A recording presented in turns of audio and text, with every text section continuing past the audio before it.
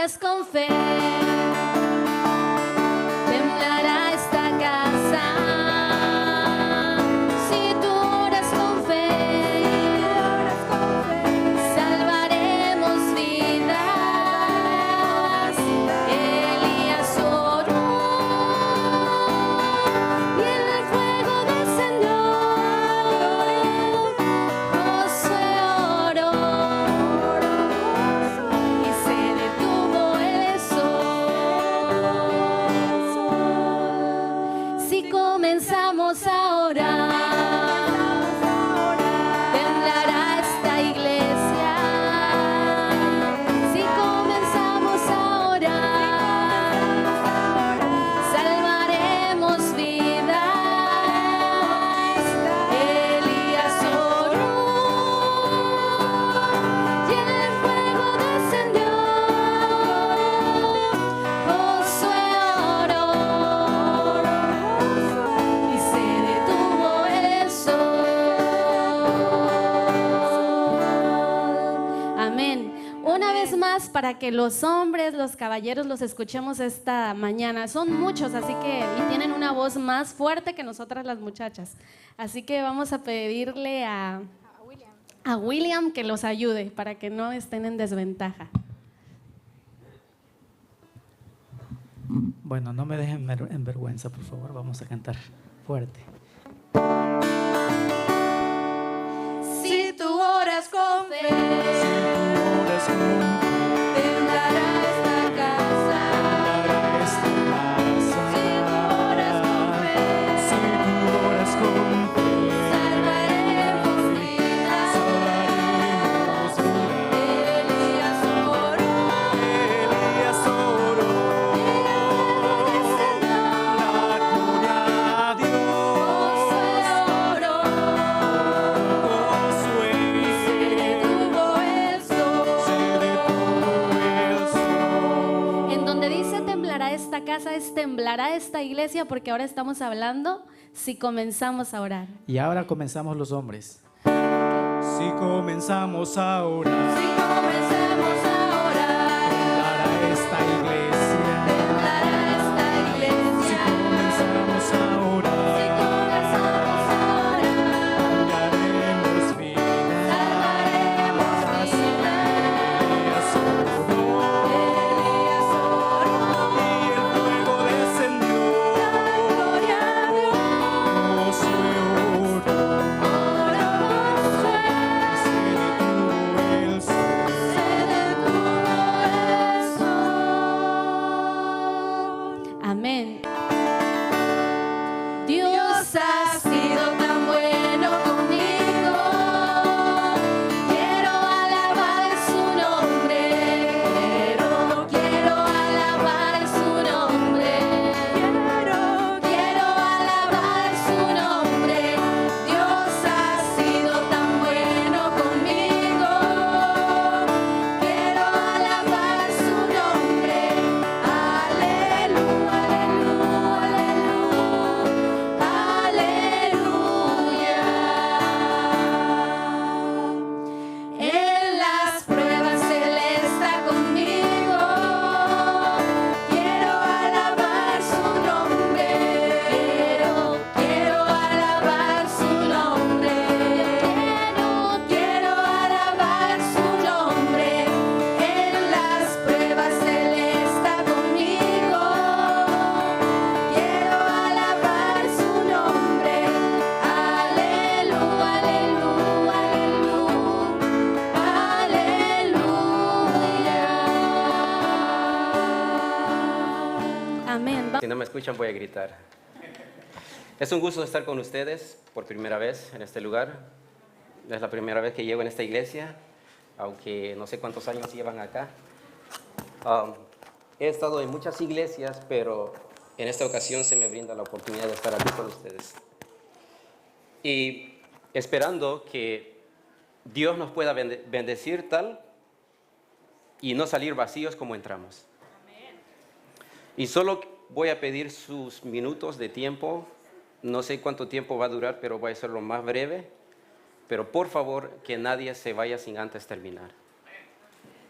porque pueden ir a medio del tema y pueden comentar allá afuera que el hermano dijo tal cosa y al final pues no fue así. Así que es importante que se queden hasta el final. ¿Estamos de acuerdo?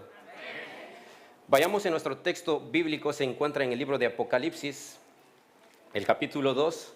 De hecho, mi nombre es Timoteo Hernández, soy de Guatemala. Asisto en la iglesia de Ebenezer, que está en la 48 y la Gramercy. Si me llama por mi nombre significa honrado por Dios. Así que estoy contento por mis padres que eligieron ese nombre para mí, porque Dios me ha honrado. Dice Apocalipsis 2, el versículo 1 al 7. Escribe al ángel de la iglesia en Éfeso, el que tiene las 7 estrellas en su diestra, al cual anda en medio de los 7 candeleros de oro, dice estas cosas: yo sé tus obras y tu trabajo y tu paciencia, y que tú no puedes soportar los malos, y has probado a los que se dicen ser apóstoles y no lo son, y los has hallado mentirosos, y has sufrido y has tenido paciencia, y has trabajado por mi nombre y no has desfallecido. Pero tengo contra ti que has dejado tu primer amor. Recuerda por tanto de dónde has caído y arrepiéntete, haz las primeras obras, pues si no, vendré presto a ti y quitaré tu candelero de su lugar, y si no te hubieses arrepentido.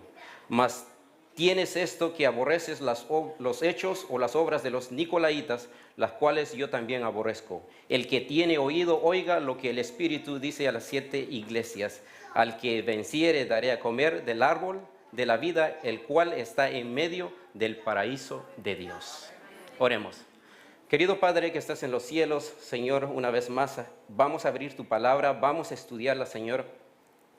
Que tu Santo Espíritu sea nuestro maestro, y las cosas que no somos capaces de entender, que tú nos puedas hacer comprender. Bendice a cada uno de mis hermanos y hermanas que han venido aquí en este lugar, a los jóvenes, a los niños, Señor, y manténnos con una reverencia para poder entender y comprender de la manera que tú nos vas a hablar en esta mañana. Perdona mis pecados, escóndame en tu mano y en tu manto de justicia. En el nombre de Cristo Jesús. Amén. Acabo de terminar de estudiar una serie sobre las 7 iglesias del libro de Apocalipsis, y una de ellas es lo que voy a presentar aquí en esta iglesia. ¿Puede salvarse una persona sin amor? ¿Puede salvarse a un grupo sin amor? ¿Puede salvar a una familia sin amor? ¿O puede salvarse a una iglesia sin amor? El mensaje de Éfeso para nosotros es un mensaje para nuestro tiempo actual. La palabra Éfeso significa deseado o deseada. Así que lo lleva por nombre Éfeso. Es muy importante que cuando Jesús llega a presentarse en cada iglesia, se presenta distinto, en diferentes formas. Y la forma como se presenta es muy importante. Empecemos con el versículo 1 de Éfeso, en el capítulo 2 de Apocalipsis. Escribe al ángel de la iglesia en Éfeso. Primera pregunta es, ¿quién es el ángel de la iglesia? ¿Por qué la Biblia dice que escribe al ángel de la iglesia de Éfeso? ¿Quién es el ángel de la iglesia de Éfeso? Se me hace que tenemos problemas con el micrófono. A mí me gustaría que la Biblia me dijera quién es el ángel de la iglesia, porque podríamos decir otras cosas que no es. Vayamos en el libro de Lucas, capítulo 9, el versículo 52. El contexto empieza desde el versículo 49, pero no voy a leer todo el contexto, solo voy a leer el versículo 52. Lucas capítulo 9, el versículo 52. Envió mensajeros delante de sí. Es importante esta traducción, dice envió mensajeros delante de sí. En el griego original no se usa la palabra mensajero, se usa la palabra ángel. ¿Cuál palabra se usa? Ángel. La pregunta que hago es, ¿se puede decir ángel a las personas? Pues este versículo nos está diciendo aquí. ¿Por qué? Porque en el original, en el griego, no dice mensajeros, dice ángeles. Entonces Jesús envió a ángeles. ¿A quién se está refiriendo? A sus apóstoles, a las personas que iban con él. Jesús lo está llamando ángeles. Entonces, ¿quién es el ángel de la iglesia de Éfeso? Otro versículo, Lucas capítulo 7, el versículo 24. Me gusta la Biblia porque se explica por sí solo. No tengo que decir mis pensamientos, sino que provenga lo que entendemos de la Escritura. Lucas capítulo 7, el versículo 24, hablando del Juan el Bautista. Y como se fueron los mensajeros de Juan. ¿Qué dice? Los mensajeros de Juan. Y en el griego no usa la palabra mensajero, usa la palabra ángeles. Que Juan envió a sus ángeles, ¿a dónde? Con Jesús. ¿A quién se refiere? ¿A ángeles de verdad o a seres humanos? A seres humanos. Ahora, entonces, ¿qué está diciendo el ángel de la iglesia de Éfeso? Entendiendo con estos dos versículos. Dice, escribe al ángel de la iglesia de Éfeso. ¿A quién se refiere? A las personas, a los dirigentes, a los pastores, a los ancianos. Toda persona que se para aquí en este lugar se vuelve un mensajero o un ángel de Dios. Nuestra traducción de la Biblia o nuestra traducción bíblica, si fuera constante a su traducción, dijera de otra manera, escribe al mensajero de la iglesia de Éfeso. Pero como la traducción de la Escritura no sigue constante, por eso cuando uno llega al Apocalipsis dice, ¿y quién es el ángel de la iglesia? Tan sencillo que es, ¿verdad? ¿Ya vamos entendiendo? Entonces este mensaje, y necesitamos entender de quién está hablando, que se lleva este mensaje a los mensajeros. Se presenta de esta manera. Escribe al ángel de la iglesia en Éfeso, el que tiene de las 7 estrellas en su diestra, el cual anda en medio de los 7 candeleros de oro, dice estas cosas. ¿De quién se está refiriendo? ¿Quién está hablando aquí? Jesús. Jesús es el que está hablando aquí porque Él se presenta, dice, el que tiene las 7 estrellas en su diestra. Si vamos en el capítulo 1, el versículo 16, dice, y tenía en su diestra 7 estrellas. ¿Quién se presentó aquí? Jesús se presentó en la isla de Patmos, que Juan tuvo la visión de Él. Entonces Jesús se presenta aquí como el que anda en medio de los 7 candeleros. ¿A dónde nos lleva a nosotros cuando nosotros llegamos a entender donde dice los 7 candeleros? ¿De dónde está hablando? Hasta el lugar santuario. ¿Ven ese campamento? Cuando la Biblia dice que el Cordero venía ¿de dónde? Del campamento. Jesús tuvo que venir en este mundo, crecer en este mundo y ser llevado al lugar atrio, donde se hace el sacrificio, ¿sí? Y eso es lo que hizo Jesús cuando estuvo acá, donde se hace el sacrificio, que es el patio, podríamos decir, de la casa, que continuamente estaba ardiendo ese fuego. Y está el lavacro. Y dentro de esa carpa o de esa casa existen 2 lugares, que se conoce como el lugar santo y el santísimo. Ahora pregunto, ¿en qué lugar se presenta Jesús en el libro de Apocalipsis a la iglesia de Éfeso? ¿En qué lugar? ¿Dónde está el candelero? En el lugar santo. Ahora, ¿cuándo Jesús entró en el lugar santo? Buena pregunta, ¿verdad? Porque si no entendemos, no vamos a entender lo que vamos a estudiar. Vamos a usar 3 principios para poder entender el mensaje de la iglesia de Éfeso. Número 1, Apocalipsis capítulo 1, versículo 4. A Juan a las 7 iglesias que están en Asia. Número 1 es que las 7 iglesias existieron literalmente. ¿Sí? Existieron. Pero también ese es el primer principio. El segundo principio es que la iglesia de Éfeso también representa simbólicamente de un periodo del cristianismo. ¿Sí? Y también el tercer principio, no solo a esa época, también para nosotros. ¿Por qué? Porque el versículo 7 del capítulo 2 de Apocalipsis nos dice, el que tiene oído, oiga lo que el Espíritu dice a las 7 iglesias, no dice a la iglesia. Si hubiera dicho a la iglesia, se refería solo a esa iglesia. Pero como dice a las iglesias en todas las épocas. Es decir, hay personas que están sentados aquí hoy que tienen el carácter como la iglesia de Éfeso. ¿Sí? Y si se identifica con eso, dale gloria a Dios, porque en este momento Dios lo está llamando para revivir otra vez. ¿Cuál es el primer principio? Que las 7 iglesias existieron literales. Segundo, que la iglesia de Éfeso representa un periodo del cristianismo. Número 3, que no solo ese mensaje para aquellas épocas, sino que también a la nuestra.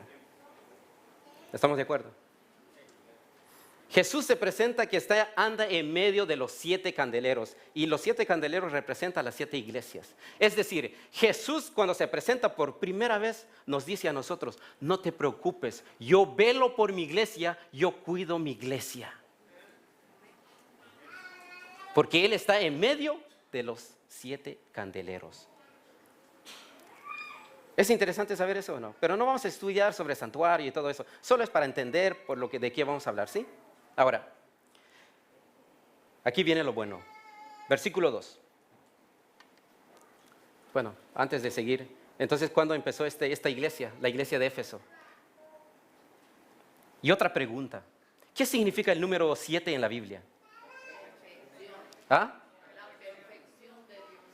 Pues déjeme decirle que no. El número 7 no significa perfección. Y no se me sorprenda y no piensen que estoy diciendo herejías acá. Vayamos en el libro de Génesis capítulo 4. Me gusta que la Biblia nos diga y nos explique la situación o a qué se refiere, ¿verdad? Génesis capítulo 4, el versículo 23 y 24. Y dijo Lamec a sus mujeres, Ada y Silla: oíd mi voz, mujeres de Lamec, escuchad mi dicho. ¿Qué varón mataré por mi herida y mancebo por mi golpe?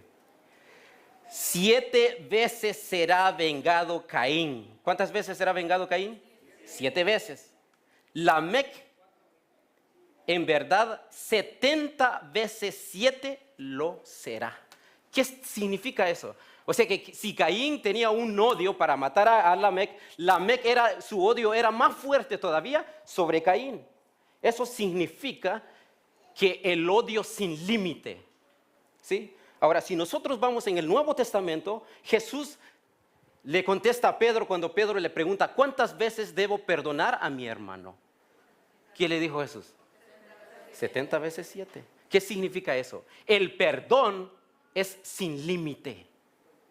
El número 7 no es perfección, el número 7 es plenitud. Plenitud y perfección es diferente.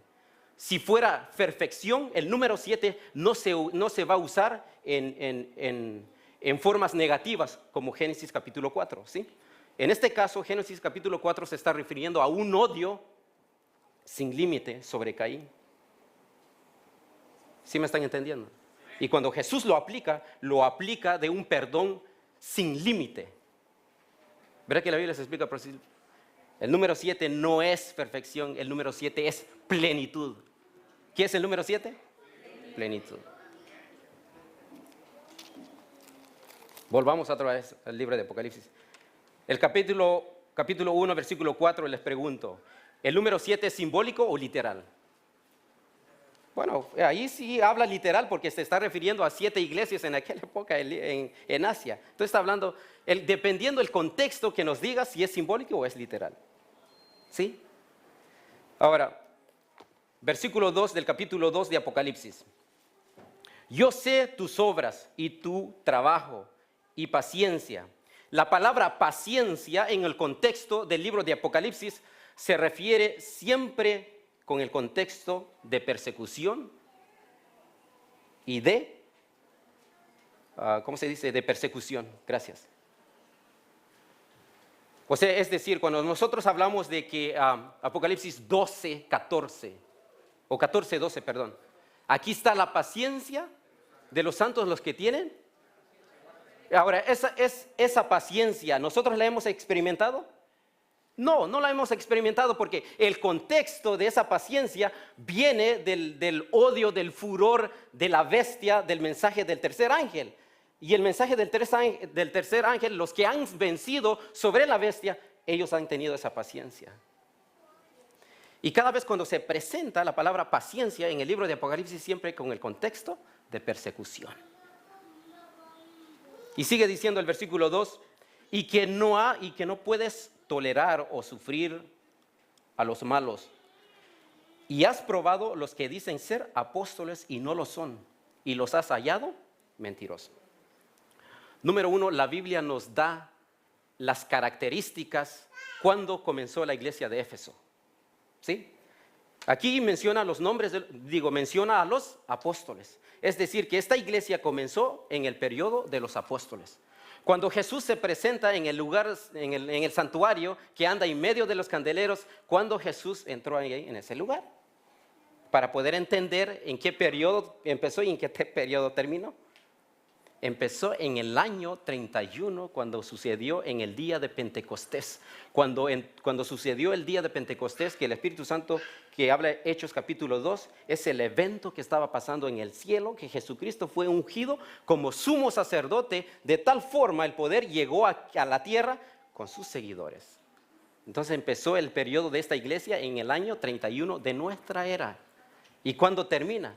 Termina en el año 95, en el tiempo del apóstol Juan, porque el libro de Apocalipsis fue escrito en el año 95.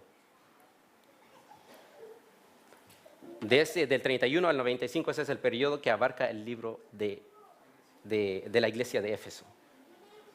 ¿Sí? ¿Me están entendiendo? Bueno, a ver si me dicen amén o de lo que sigamos ahorita. Y sigue diciendo, ahora, ¿cómo ellos probaron los que se dicen ser apóstoles y no lo son? Vayamos en el libro de Primera de Corintios, capítulo 9. Primera de Corintios, capítulo 9, el versículo 1 y 2. Es bonito estudiar la Biblia en el contexto y en toda la luz que se presenta en la Escritura. No hay nada en la Biblia que se haya escrito solamente así en el aire. No fue así. Todo lo que está escrito en la Biblia sucedieron o va a pasar. ¿Sí? Dice el versículo 1, no soy apóstol, no soy libre, no he visto a Jesús el Señor nuestro, no sois vosotros mi obra en el Señor. Si a los otros no soy apóstol, a vosotros ciertamente lo soy, porque el sello de mi apostolado sois vosotros en el Señor. ¿Quién está hablando aquí? Pablo. ¿Por qué? Porque el apostolado de Pablo se estaba poniendo en duda en ese tiempo. Y él tuvo que poner su defensa y aprobar que realmente es apóstol de Jesucristo. Porque él fue llamado por Jesús. ¿Sí? No fue llamado por un ser humano, fue llamado por Jesús. ¿Por qué fue llamado por Jesús? Porque si a Pablo hubiera llegado a Pedro, a Juan, no los iba a creer. Tenía que venir Jesús a presentar delante de él para que él crea. Ahora vayamos a 2 de Corintios, el capítulo 11. 2 de Corintios, capítulo 11, el versículo 11 en adelante.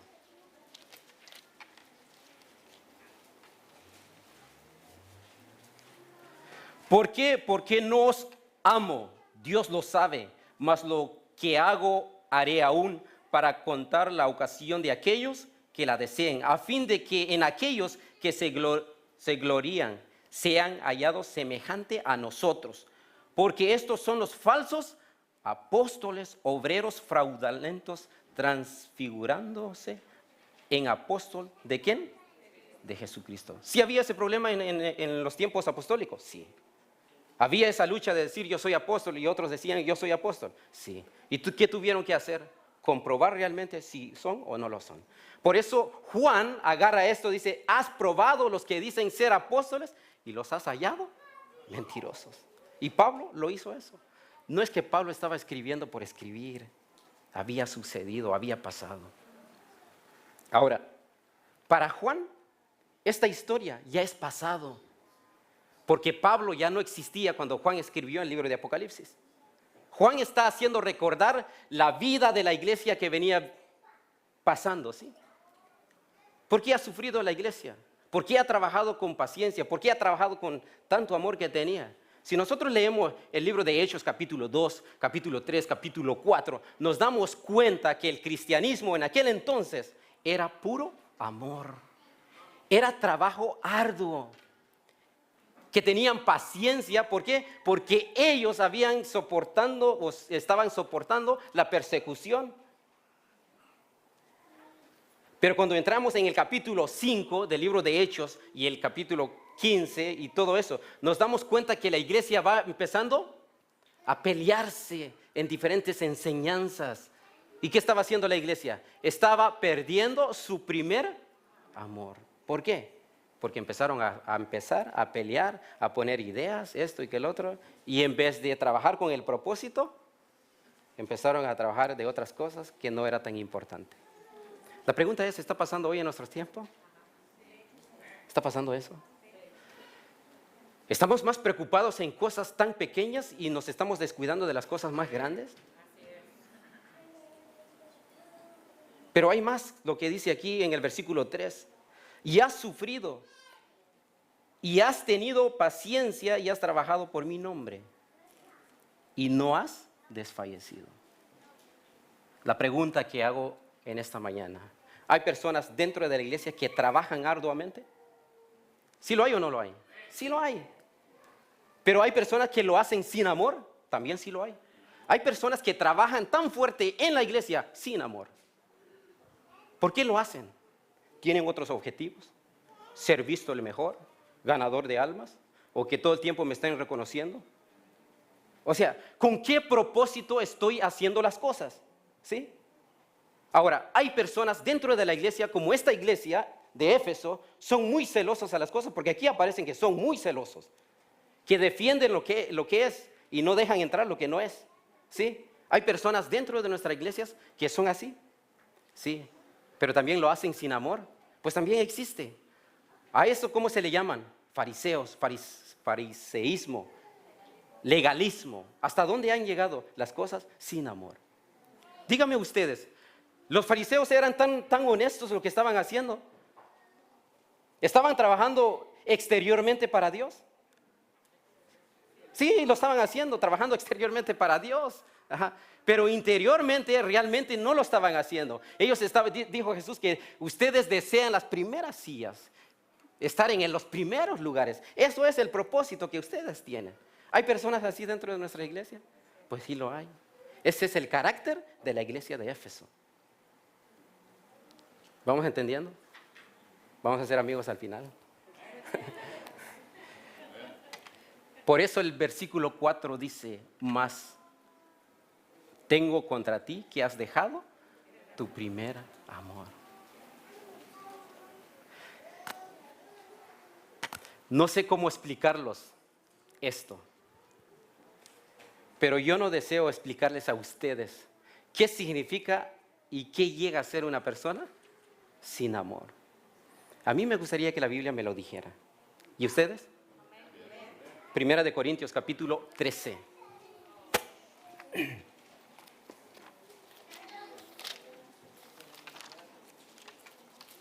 Aquí viene lo bonito. Primera de Corintios capítulo 13, el versículo 1. Si yo hablases en lenguas humanas y angelicales y no tengo, ¿qué dice? La traducción mía dice caridad. Ese no es una buena traducción. Les voy a explicar por qué. En cierta ocasión yo estaba en un grupo, y de hecho estoy dando una serie, un grupo sobre las 7 iglesias. Y una hermana me dice: pero la mejor traducción está en la biblioteca de la Iglesia Católica, porque donde dice que no tengo amor es no tienes caridad o no haces caridad. Y se me entró eso, fui a mi casa, empecé a ver en el griego si realmente ese era lo que ella me estaba diciendo.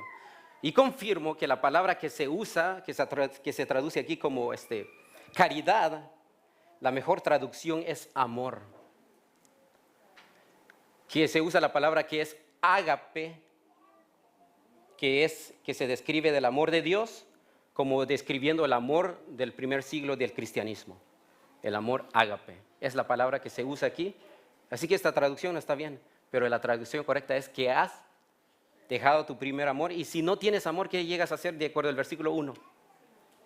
Nada. ¿Qué está diciendo Pablo? O sea, yo puedo hablar en público, bueno, hermoso, de tal forma que puedo llegar convincente o convencer a las personas que están allí, ¿sí? Pero de eso nada va a servir cuando yo termino de dar mi discurso y voy bajando en este lugar y que vaya yo vacío por dentro. ¿Por qué? Porque lo estoy haciendo sin amor. Porque donde hay amor existe felicidad. No puede haber un vacío. No se puede. Y Pablo dice, aunque yo hablara en idiomas de los ángeles, dice que hablara con elocuencia, pero si no tengo amor, ¿qué dice? No llego a hacer nada. Versículo 2. Y en otras versiones dice, si tuviese el don de profecía y entendiese todos los misterios y toda la ciencia, y si tuviese toda la fe de tal manera que traspasase los montes y no tengo amor, nada soy. En otras palabras, puedo entender las profecías, puedo entender la escritura, puedo poder explicarlo, pero si no tengo amor de tal manera que no llego a hacer nada. ¿Hasta dónde ha llegado eso? O sea, es importante analizarnos a nosotros realmente. ¿Por qué predico? ¿Por qué canto? ¿Por qué hago la obra misionera? ¿Cuál es el objetivo? ¿Cuál es el propósito? Vienen las elecciones. ¿Por qué yo voy a votar por estas personas? ¿Realmente lo estoy votando porque es adecuado? ¿O estoy votando porque, bueno, nos llevamos bien? ¿O estando en ese puesto, pues tal vez me va a dar un jalón para estar allí, ¿no? ¿Sí me entiende? O sea, en todas las áreas del cristianismo, sea en familiar, realmente, ¿por qué lo estoy haciendo las cosas? ¿Sí?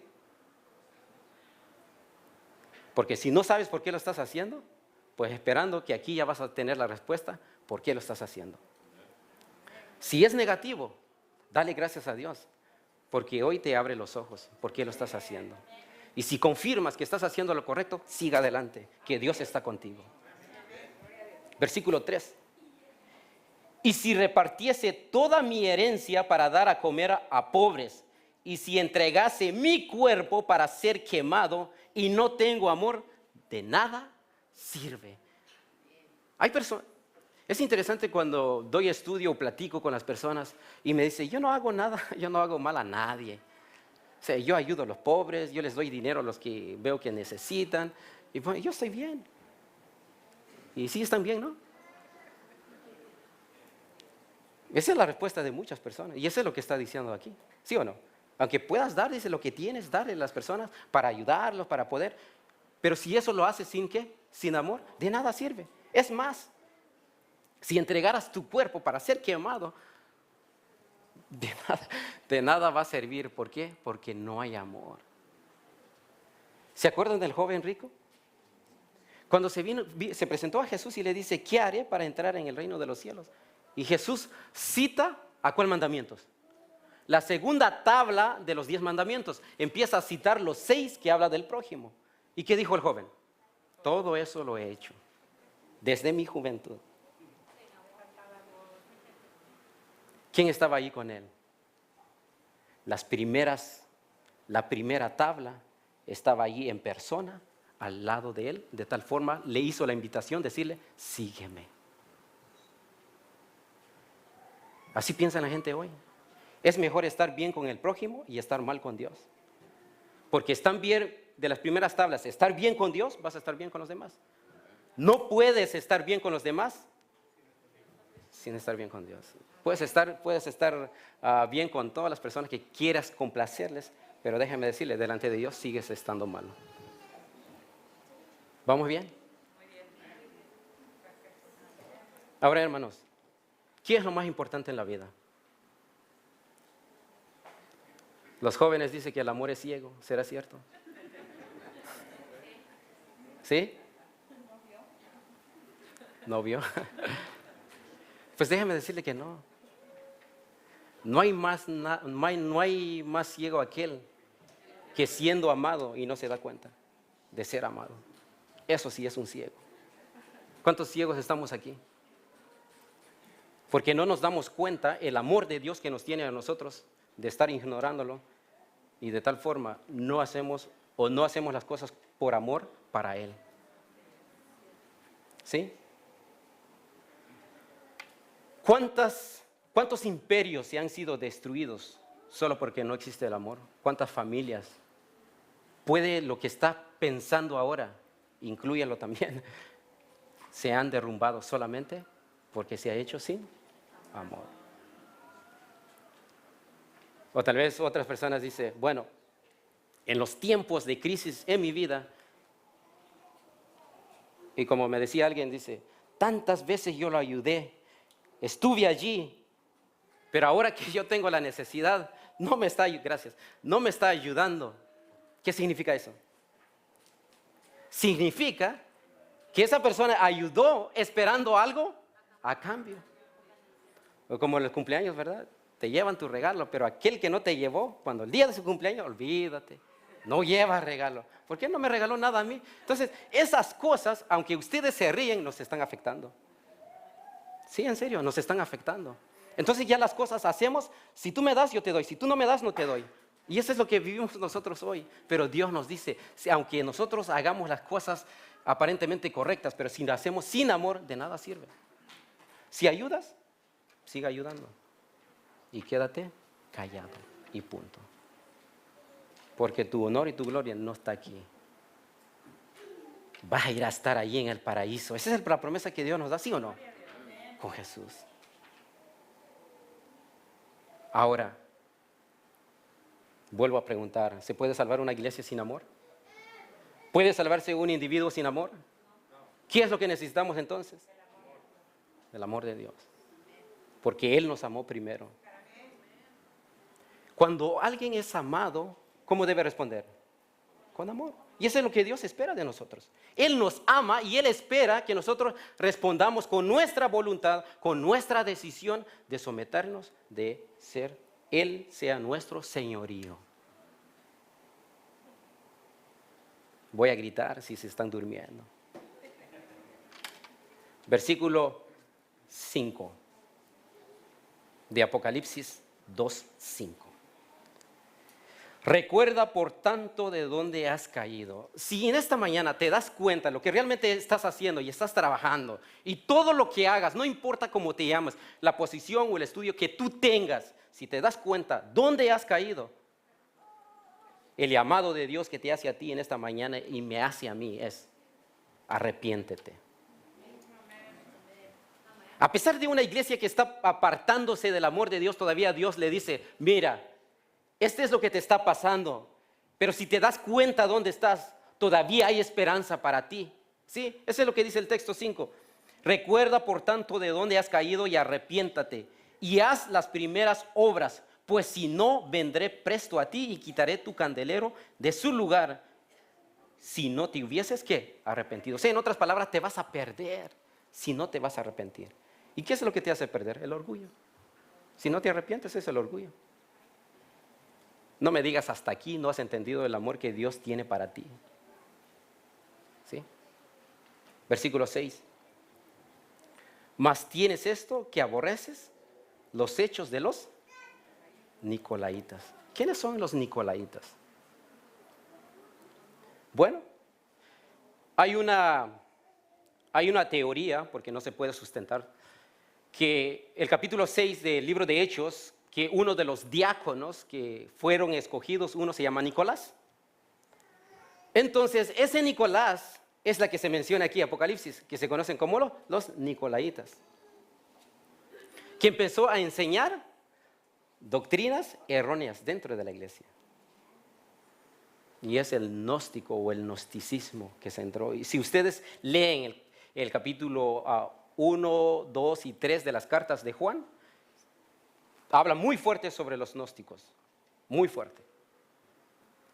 Pero no sé si sea correcto de esa teoría o no, pero lo único que yo sé es que lo que está diciendo aquí en el libro de Apocalipsis es que había una enseñanza del gnosticismo que estaba entrando en la iglesia, y es lo que Juan les dice a esa iglesia, que ellos eran celosos de tal forma que no podían tolerar o no podían soportar, de tal forma que esa enseñanza también Dios la rechaza, la aborrece. O sea, a pesar de todas esas cosas, Dios todavía sigue amando a su pueblo. Y cuando ustedes estudian las 7 iglesias, siempre hay personas rebeldes dentro de la iglesia, pero también siempre existe la iglesia remanente. Ahora, hermanos, ¿por qué somos tan pobres en la obra misionera? Esa es la realidad. No lo digo por esta iglesia, y gracias a Dios que no los conozco a ustedes. Pero en realidad, en todas las iglesias, somos pobres a hacer la obra misionera. ¿Por qué será? Porque no existe el amor. Si amáramos a Dios, entonces llegaríamos a amar ¿a quién? Al prójimo. Entonces lo que Dios ha hecho por nosotros, nosotros llegaríamos a por quiénes. Por el prójimo. Es más, a veces ni con nuestras familias hablamos. Hay veces que tenemos más contiendas familiares. Pero déjenme decirles, cuando teniendo el amor de Cristo, todo poco a poco se va enlazando y se va desatando ese gran hierro o lazos, como quieran ustedes llamarle, que nos ha separado. Pero cuando Cristo llega poco a poco, aunque es difícil, pero poco a poco Cristo puede resolver las cosas. A menos que la familia lo rechace totalmente, entonces no se puede hacer así. Pero sí tiene que haber en nuestra vida la obra misionera. Imagínate que alguien le está hablando así y que no haga nada. Interesante, ¿no? O sea que lo que nos dice también es para mí. Es para todos. Cada quien guarda en su bolsa lo que le pertenece. No mirando de lado ni nada, sino que lo que le toca. ¿Sí? Así funciona mejor. Hacer un autoexamen funciona mejor. Ya vamos terminando, no se preocupe. ¿Me van a dar unos minutos más?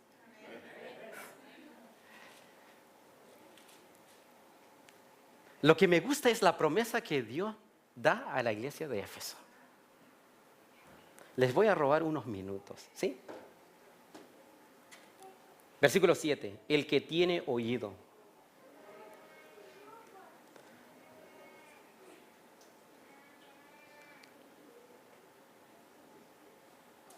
Oiga lo que el Espíritu dice a las iglesias. A las iglesias. Al que venciere. Para que tú puedas tener la oportunidad de disfrutar y gozar de este lugar, tienes que vencer. Tienes que vencer. Porque si te quedas en medio camino, estás perdido. Ahora, si te golpeas en el camino, pero llegas, eso es lo importante. ¿Y cuál es la promesa? Al que venciere daré a comer del árbol de la vida, al cual está en medio del paraíso de Dios. ¿Dónde está el paraíso? ¿Dónde comenzó el paraíso? ¿Están seguros?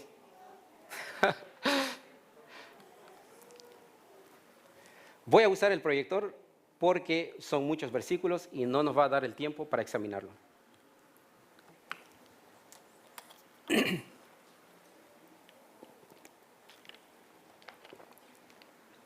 En el libro de Ezequiel, capítulo 12. Hijo de hombre, levanta, endecha sobre el rey de Tiro. ¿De quién está hablando cuando habla del rey de Tiro? ¿Se está hablando? No del rey de Tiro. El rey de Tiro se está usando como un símbolo para poder hablar de Lucifer, ¿sí? Porque el contexto nos dice. Y dile, así ha dicho Jehová el Señor, tú eres el sello de la perfección, lleno de sabiduría y acabado de hermosura. En Edén, en el huerto de Dios estuviste. La pregunta es, ¿quién fueron creados primero? ¿Los seres humanos o los ángeles? Si los ángeles fueron creados por primera vez, eso significa que el Edén ya existía en el cielo. ¿Sí? Eso es lo que nos está diciendo aquí. Es más, la palabra Edén significa morada de Dios. ¿Qué significa Edén? Morada de Dios. La Septuaginta lo traduce el huerto paradeiso. En griego, paradeiso, que nos hace una relación con paraíso. ¿Sí? Entonces desde allá comenzó en el cielo. ¿Y qué pasó? Mire lo que pasó. Ese es lo bonito que pasó. Génesis 8. Y Jehová Dios plantó ¿qué? Cuando tú plantas algo, ya llevas la semilla o ahí formas lo que haces y haces o un árbol, lo que sea. ¿Llevas o ahí creas las cosas? Lo llevas. Entonces, ¿qué significa esto? Jehová Dios plantó un huerto en Edén al oriente y puso ahí al hombre que había formado. Recuerda que Edén significa morada de Dios y huerto, la Septuaginta, o en el griego la Septuaginta es la Biblia que más se usaba en los tiempos de Jesús. Eran la Biblia griego que usaban más los apóstoles, ¿sí? Y esa traducción usa el huerto, lo traduce como paradeiso, paraíso, ¿sí? Ahora, la promesa para la iglesia de Éfeso es que van a estar los vencedores ¿en dónde? En el huerto, en el Edén, en el paraíso, porque ahí menciona la palabra paraíso, ¿sí o no? Sí. Ahora, ¿dónde Dios quiere realmente llevar a los vencedores de la iglesia de Éfeso? Vivir, caminar, estar con ellos para siempre, como estuvo con Adán y Eva antes del pecado. Ahora, Dios le da la promesa a la iglesia de Éfeso para que pudieran disfrutar eso por la eternidad. ¿Y qué significa eternidad? Que no tiene comienzo ni tiene fin. Así de simple. Vayamos a ver otro versículo. ¿Qué fue lo que pasó? Y ahora nos preguntamos dónde está el Edén, porque dice Génesis 3:24, dice, echó pues fuera al hombre y puso al oriente del huerto de Edén querubines y una espada encendida que se revolvía por todos lados para guardar el camino del árbol ¿de qué? De la vida. Ahora sí ya no tienen acceso de eso. ¿Por qué? Pero los vencedores de la iglesia de Éfeso van a tener la oportunidad de volver a disfrutar y caminar con Dios por la eternidad en el Edén. Es más, la espada que se revolvía es la presencia de Dios, que se presenta allí en el libro de Génesis 3:24. ¿Y ahora dónde está el paraíso? Pablo habla de una visión que él tuvo. Conozco a un hombre en Cristo que hace 14 años, sin el cuerpo, no lo sé. Si fuera del cuerpo, no lo sé. Dios lo sabe. Fue arrebatado hasta el tercer cielo. Uy, nos metimos en un problema porque hay primer cielo, segundo cielo y tercer cielo. ¿Sí? Y conozco al tal hombre, si en el cuerpo o fuera del cuerpo, no lo sé, Dios lo sabe, que fue arrebatado al paraíso, paradeiso, donde oyó palabras inefables que no le es dado al hombre expresar. La pregunta es, ¿dónde fue Pablo? Al paraíso. ¿Y dónde está el paraíso? Al tercer cielo. Es interesante, ¿no? Cuando Dios formó al hombre, no dijo, bueno, tuvo que bajar ¿qué? El Edén, la morada de Dios aquí en la tierra, para habitar ¿con quiénes? Con Adán y Eva, con todas las generaciones que iban a hacer. Pero cuando ellos fracasaron, ¿qué hizo? Los volvió a llevar otra vez allá. Ahora, Pablo fue llevado a una visión allá. Ahora, ¿qué pasó con el ladrón en la cruz? Y dijo a Jesús, acuérdate de mí cuando vengas en tu reino. Entonces Jesús le dijo, de cierto te digo, la palabra que, quítalo, porque no existe en el original. Alguien lo puso, no existe en el original, así que no lo ponga la palabra que, ¿sí? Y ahí cuando ya entienden la gente mal que Jesús le dijo que ya y lo llevó de una vez al paraíso. Y la pregunta es, ¿Jesús fue directamente cuando murió en la cruz del Calvario, fue al paraíso? Pues no. Ahora, ¿dónde nosotros podemos poner el coma o el acento sobre eso? De acuerdo al contexto que nos diga. Después de hoy. Ajá. Entonces, ¿se resuelve el asunto tan fácil? Así que quiten la palabra que de cierto te digo, hoy estarás conmigo en el paraíso. ¿Vale la pena seguir a Jesús? Si hoy en esta mañana o en esta tarde que estás haciendo las cosas a medias, arrepiéntate, porque Dios te llama. Si no has trabajado como debes de ser por amor, arrepiéntate. Dios tiene misericordia aún para nosotros. Ahora, si estás trabajando y lo estás haciendo por amor a las almas, sigue haciéndolo. Porque un día estaremos, no solo nosotros, sino con todos aquellos que compartimos, estaremos por la eternidad con Jesús en el paraíso. Y cuando vamos en el libro de Apocalipsis, cuando desciende la nueva Jerusalén, después del milenio, ¿qué va a suceder? Dios va a traer su trono, el paraíso, a vivir otra vez por aquí, y este mundo se volverá el capital de los mundos. ¿Vale la pena seguir a Jesús? ¿Vale la pena entender las promesas de Jesús? Porque si no la entendemos, no va a tener un significado en nuestra vida. No vamos a comprenderlo. ¿Qué fue lo que dijo? Yo no lo sé. Las 7 iglesias que están en el libro de Apocalipsis no están allí porque están allí. Ni tampoco se ha registrado para la historia. Es para nuestro tiempo actual también. Ahora, antes de terminar, ¿cuántos realmente pedirle a Dios que puedan y que podamos hacer las cosas por amor? No importa los errores que hemos cometido al pasado, Dios tiene poder para perdonarnos. Y la pregunta es, ¿cuántos vencedores o cuántos se atreven a pasar acá al frente? Mientras cantemos el himno 404, prefiero a mi Cristo, si tú sientes venir acá al frente, puedes pasar. Y no lo hagas para ver que los demás se pasen. Hazlo porque realmente has comprendido y entendido lo que Dios te ha dicho en esta mañana. Así que cantemos, y los que quieran pasar acá al frente y renovar y hacer las cosas mucho mejor, puedan pasar al frente mientras cantamos nuestro himno.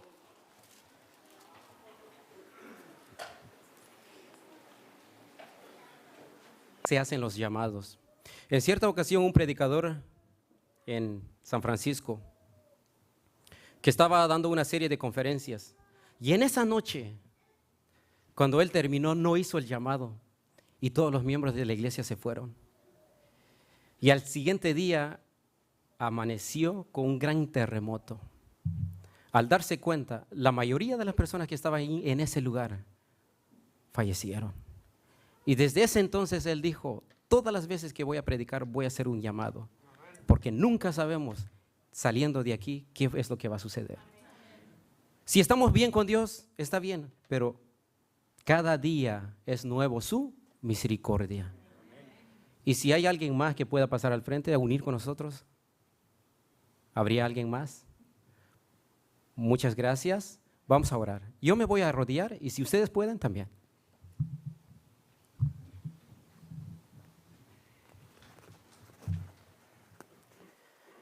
Padre nuestro que estás en el cielo, muchas gracias, Señor, por este día que nos das. Muchas gracias por hacernos reflexionar respecto al amor que debemos hacer y trabajar por ti. No con cosas que queramos desear, sino que realmente porque entender que tú nos has amado y queremos responderte con nuestra voluntad, aceptarte como el único Salvador y trabajar por nuestros prójimos, nuestras familias, por amor a tu nombre. Bendice a esta iglesia, Señor, a sus líderes, el pastor de esta iglesia, a todos los que forman los miembros de esta iglesia, que tú los puedas guardarlo en tus manos y sostenerle con tu amor. Amén. Y si hay algunas personas que están aquí, fueron invitados y vinieron, Señor, que tú los puedas agarrar y que nunca más se aparte de tu presencia. Señor, si hay alguien que sale aquí en esta hora vacío en su corazón, querido Padre, que vuelva a reflexionar sobre lo que hemos estudiado y que tú puedas llenarlo con profundidad de amor, de cariño, aprecio, de todo lo que has hecho por nosotros. Querido Dios, a los que pasaron al frente, ellos te dicen, no vienen a hacer promesas contigo, Señor, porque hemos hecho tantas promesas y hemos fracasado, sino que sí venimos ante tu presencia y decir, Señor, aquí estamos. Estamos dispuestos y reconocemos dónde estamos. Y los que no pasaron también de igual manera, Señor, tú los sabes, tú los conoces, que tú los puedas guardar con tu manto de justicia y que puedan seguir adelante predicando el Evangelio, para que tú muy pronto vengas por nosotros. Amén. Al salir aquí en este lugar, que tú nos puedas llevar con bien, y en la tarde, que también todos los que están aquí puedan regresar y disfrutar y gozar que un día sábado se ha terminado y que el otro sábado ya está por cercar. Gracias, Padre, en el nombre de Cristo Jesús. Amén. Amén. Muchas gracias, que Dios les bendiga, que tengan un feliz sábado.